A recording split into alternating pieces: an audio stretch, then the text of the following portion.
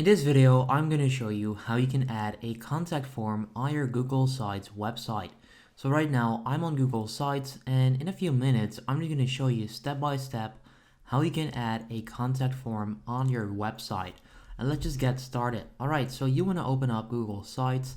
Now, this is a fresh, brand new website that I just created, but of course, you want to go into your actual website. What you want to do first is go to Pages, click on the plus, and then type in contact so that you can set up a contact page. If you then click done, it will show up right here in your website navigation menu. Now once you've done this, you want to go to insert, and then if you scroll down, you'll come across forms right here. In case you don't know what Google Forms is, it's pretty much a platform where you can set up a contact form. So if you go to your Google Drive, let me just get rid of this real quick. There we go. You click on new, and then right there you'll find Google Forms. Now once you're on Forms, you should be able to start a new one right here, but what I recommend doing is simply clicking on this one, which is a template, a contact information template.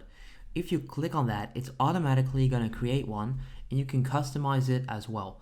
So you can get people to leave their name, email, their address, phone number, and then right here they can pretty much comment, so they can leave their question, whatever it is that they're trying to contact you for, they can put it in there. Now you can, like, in this form, add questions if you click right there. So like, how are you doing, whatever, right?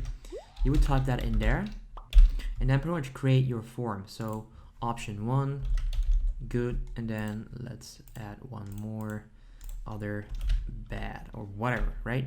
Now once you set up this contact form, oops, let me do that again. What you can do is add it on your website.